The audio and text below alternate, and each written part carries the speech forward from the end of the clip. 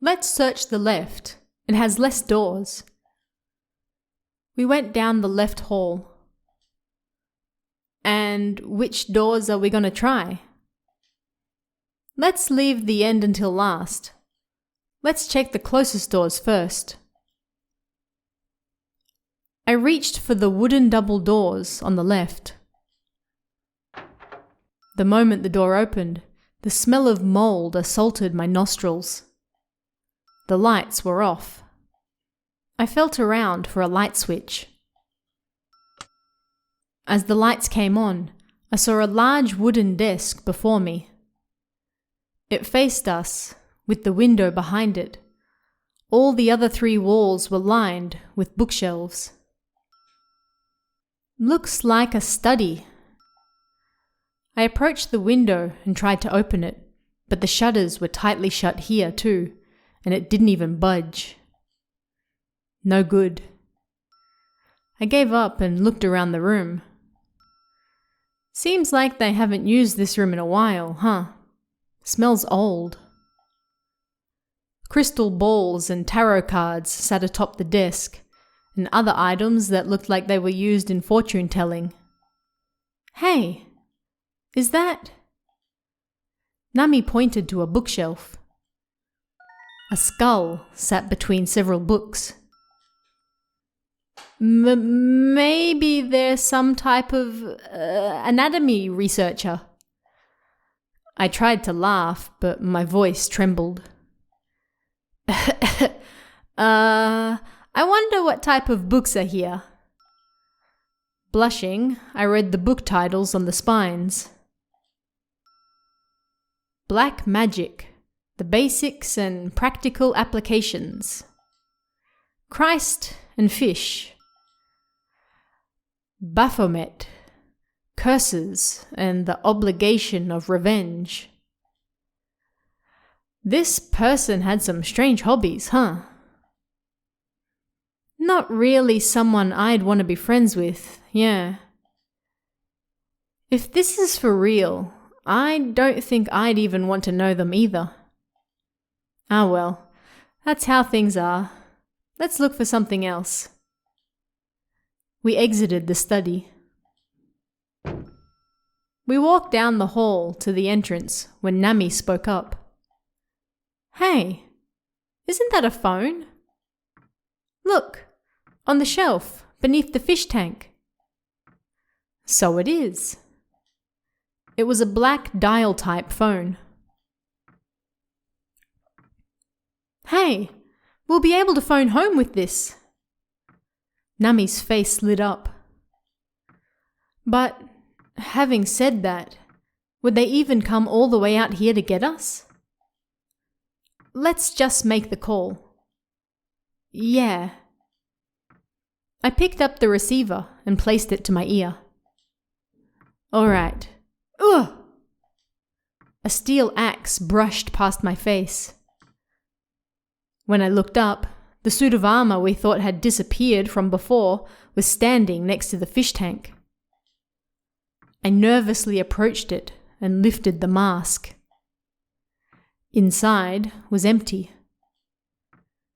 That's right. Yeah, that's right. Ah! Nami screamed. What's wrong?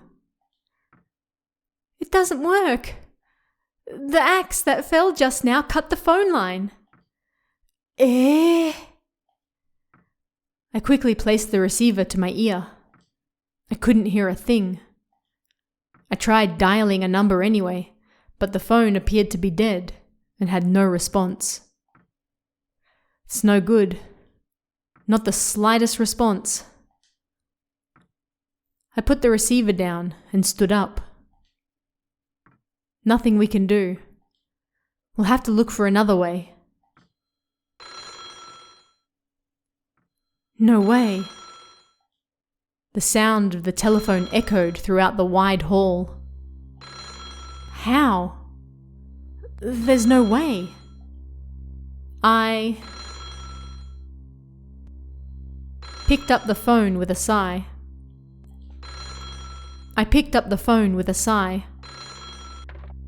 Hello? I couldn't hear anything. Hello? It rang again. It's a different phone. Another phone was ringing somewhere in the mansion. And another from over there. What's going on? Phones rang all over the place. Hello? I screamed into the receiver I just picked up. But, of course, there was no answer. Who's calling? I don't know. They're not saying anything. It stopped ringing. Something made a noise on the second floor again. Between the phones ringing strangely and the noises upstairs,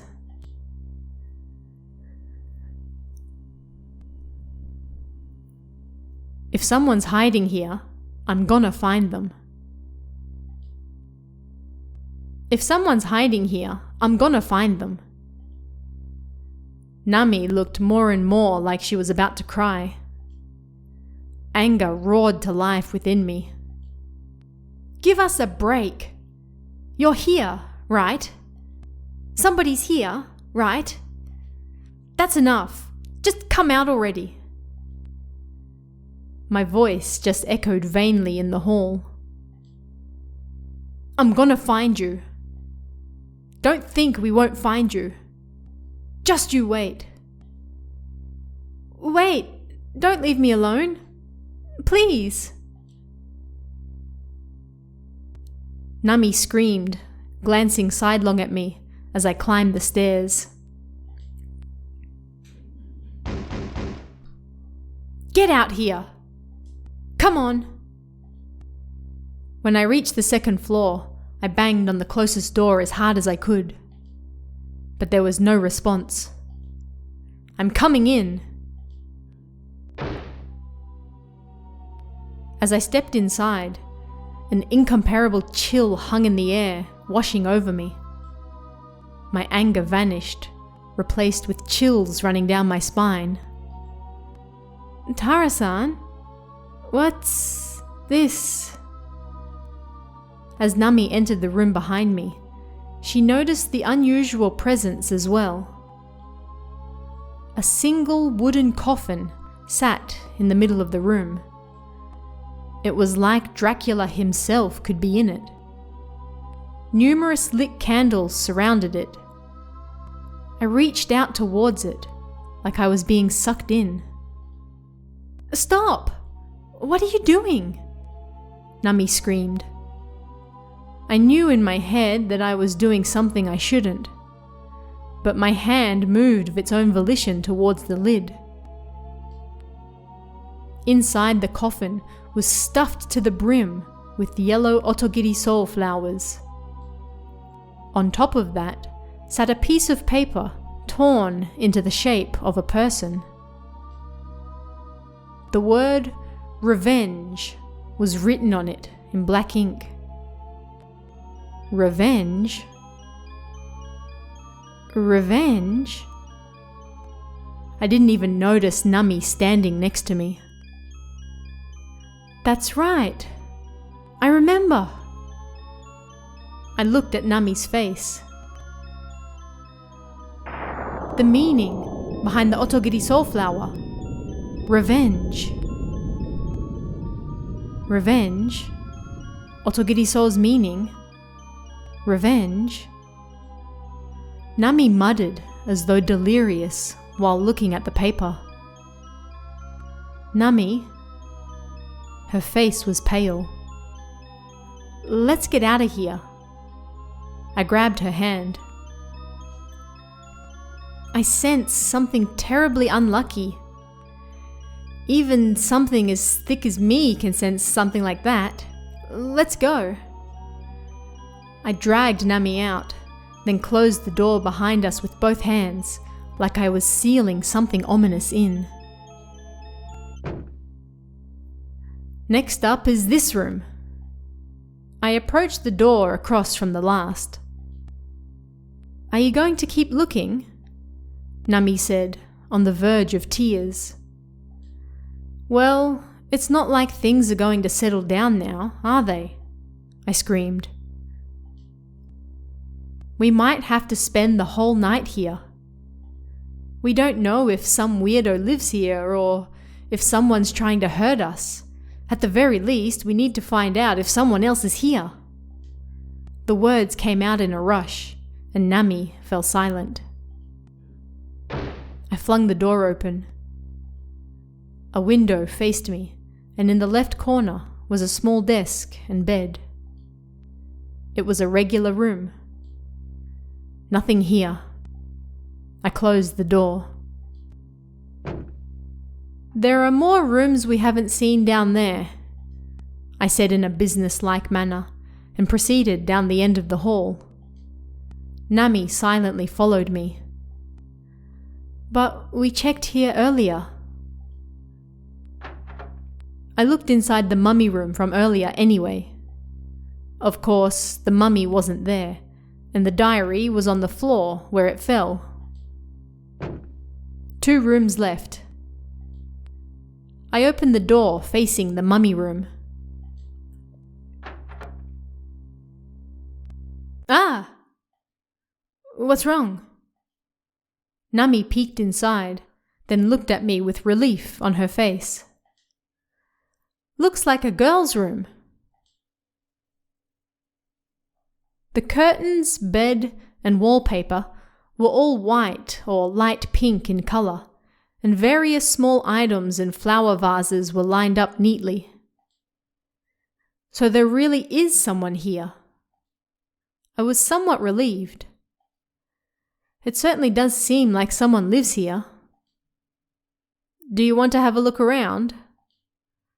"No, not really." None of the rooms we'd visited felt lived in, so I'd felt like a daring adventurer, but seeing this room twisted things. It was like I suddenly realized how rude I'd been. Entering without permission when they're not here. Not to mention it's a girl's room. Yeah. But if they're here, why don't they come out? They couldn't be hiding somewhere, enjoying scaring us, could they? All right, well, if they're here, we have to introduce ourselves, and I'd like to make a few complaints as well. So let's thoroughly search the house and find them.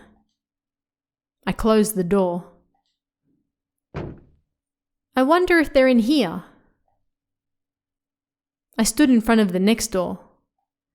When I reached out for the handle, Nami suddenly grabbed my hand. "Eh?" "Not here." "What's wrong? What's with the scared face?" "Hey, let's just leave it." She stared at me with a serious look in her eyes. "What's this all of a sudden? Let's just stop, okay? Please? Something just feels terribly wrong. This room in particular. Okay? Let's just leave this room alone." "Why? What's wrong with this room?" "Just leave it be." "Don't say such strange things. They could be in here." "No, I don't think they are. I doubt they're in there. Look, let's just go already. Let's go downstairs." She pulled my hand. "It's fine. This is the last room left after all." I shook Nami's hand off and grabbed the door handle. But it wouldn't open. Huh? Maybe it's locked. "Come on, I said let's go." Ah, I got it. They were hiding in there to scare us. "Hello? Is anyone in there? Hello?" There was no answer from the other side of the door. Looking closer, each of the 4 corners of the door had been nailed in. A forbidden room? Hey, Tara-san, I'm hungry. What's this all of a sudden? For real, I'm starving. Do you want to look for something to eat? I know, let's go to the kitchen. They should have something there. But you're hungry too, aren't you? I mean, we haven't eaten anything since lunch. Yeah, but come on, let's go downstairs and find something. And whoever lives here might be down there. Yeah, I guess. In the end, Nami wore me down. Nami went downstairs and walked on ahead alone, grabbing the door handle like she did this all the time. Tara-san, hurry up. Looked like there was no escaping it.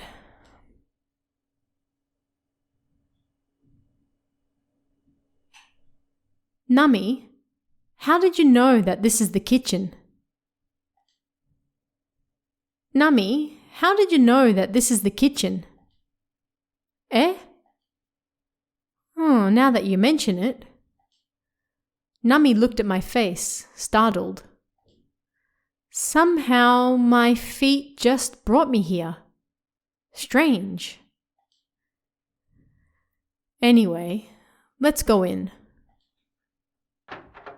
It's pitch black. But something sure does smell nice. Looks like it's definitely a dining room. I pressed a switch on the wall. A long, wide table sat in the middle of the room, and plates full of food sat atop it. But what is this?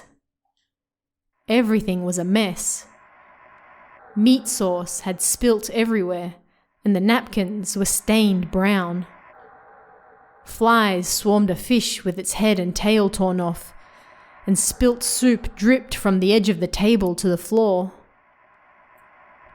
Maybe the cat did it. Yeah, looks like it. Only the fruit barely resembled its regular form, but it was shriveled and black, and didn't look very edible. What do you want to do, Nami? Check the fridge, or... Huh? What's wrong? You look scared. I looked around. Did you hear something just now? Hear something? Sounded like a woman screaming. I didn't hear anything. Are you sure you're not imagining it? No, I definitely heard it. Coming from over there. I approached the window. It was too dark to see outside, but something felt off. I'm gonna go take a look. I stepped away from the window and towards the exit. Hang on. What are you going to do? Something might have happened. I need to know. Wait, I'll go too. We exited the dining room. Hey, give me your lighter for a minute. Why? Nami held a silver candlestick in her hand. It was from the table. If I don't have something that gives off light, then I get worried. Thanks. You can have it back now. With Nami's lit candle and my torch in hand, we slowly walked down the hall. Hey, did you really hear a voice? Nami looked at me doubtfully as we walked. Yeah. A shrill, reproachful voice, like, hee! How creepy. Nami frowned. But why did they scream? Maybe a thief or something. A thief? It's possible. That would explain why all the lights are on but nobody's home. The end of the hall turned left and led to the rear of the mansion. However, even though it led forward, it was incredibly narrow and the roof low. Not to mention it was oddly dim. It was like suddenly entering a back alley. When I shone my light down the hall, a small metal door rose to view at the end. On the other side of that door. What a creepy door. It's like a secret experiment room or something. It was just like Nami said. It was of boorish design, with nails sticking out, paint peeling off, and the entire thing was red with rust. I wonder if it's open. I grabbed the handle. That voice! You heard it, didn't you? It was the same as before. Nami's eyes went wide, and she shook her head. Let's go. I flung the door open with all my might. Wind and drops of rain suddenly hit my face. It was the back door, huh? I can't see anything. I shone my torch into the distance, and something reflected the light off to the right. A greenhouse? So the scream came from there? Ah! Nami let out a small scream behind me. What's wrong? It went out. Nami looked pitifully at the candle in her hand. Of course it did. It's raining. What are we going to do? You can't use it outside, so let's leave it here. I put the candle holder down by our feet and grabbed Nami's hand. All right, let's go. We clasped hands and walked through the mud. Our dry clothes were soon soaked through, and our shoes grew heavy with mud. I wonder if someone's inside, Nami asked, her voice barely above a whisper. Probably not. What? Why? Then why did we come here? I mean, not anyone alive, at least. Why would you? Nami's expression changed in an instant. Well, if someone was inside, they definitely would have noticed the light from our torch. If they saw that, but didn't react, then that means they're already... Why do you always say such terrifying things? Nami looked like she was about to cry. There was some glass right in front of us. Inside was pitch black. I shone my light inside. Ah! Nami and I both screamed at the same time. Again? Otogirisou. Small yellow flowers bloomed and twisted amongst the other decorative plants. A greenhouse of revenge, Nami muttered. Don't say such creepy things. What? Even though you say such things yourself? We cautiously shone the light on the glass as we walked around the greenhouse. But there was nothing else there, and before long, we reached the other side.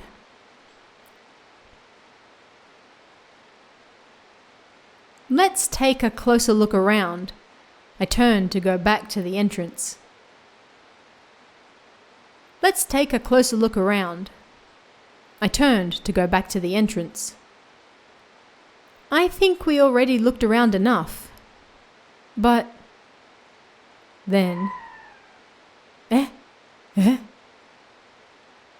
I I shone the torch in the direction of the sound, and the greenhouse door flapped in the breeze. I glanced at Nummy's face, and she looked at me out the corner of her eye, her mouth half open. This was no good. All right, I'll race you to the other door. I started running. What? Wasn't it the door that made the sound? Nummy yelled at me reproachfully. A race! A race! I kept running anyway. Wait! Yeah! Turning around, Nummy was sitting on her backside in the mud. I tripped. Oh, this sucks. I laughed as I headed for the door. I said wait. It's too dark. I can't see. I arrived at the entrance. I turned around and shone the light in Nummy's direction. In the corner of the light, the glass door of the greenhouse appeared. The moment I saw it, my smile froze. Oh, don't leave me like that. Nummy caught up. Then she looked at my face and spoke. Why do you look so scared again? You're not fooling me this time. I jerked my chin towards the glass door. That's because you're generally a scatterbrain.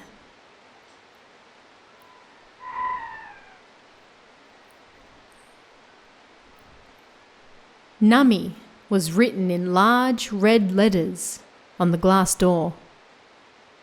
The flapping glass reflected the light, which seemed to gently brush against it in the rain.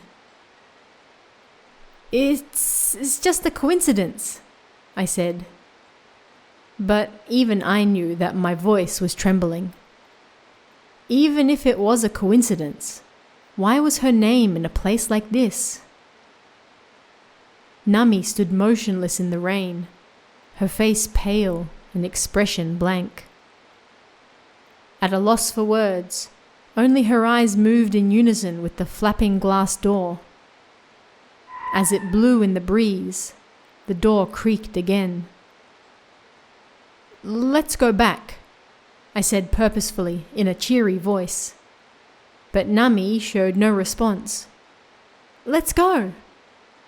I tugged her hand, but she didn't move.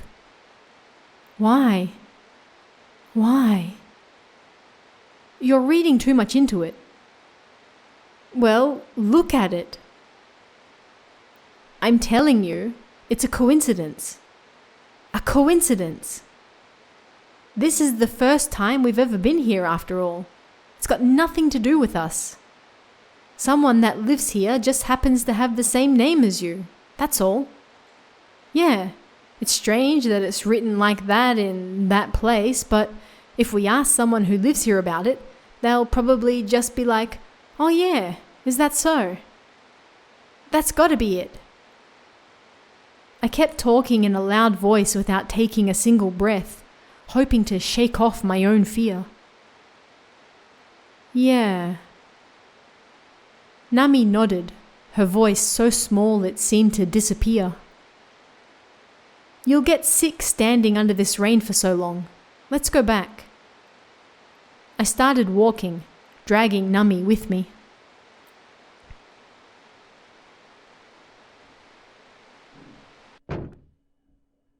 Nummy remained visibly upset as we returned to the mansion. I felt bad for her. It was my fault she had to see such a thing in the first place. I needed to do something to cheer her up. That was it. Hey! I spoke in a cheerful voice again. What? You want to take a shower? Eh? Nummy looked surprised. I mean, we're covered in mud. But... It's fine, it's fine. That's probably the bathroom over there. I went ahead without her. I turned right down the dim hall, and there was a frosted glass door just to my right. Here it is. I pulled the handle. Inside was pitch black. I shone the torch inside. As I thought, it was the bathroom. To the left was a white washstand with a large mirror, and in front of that a Western-style toilet, and to the rear a frosted glass sliding door. That had to be the wash area.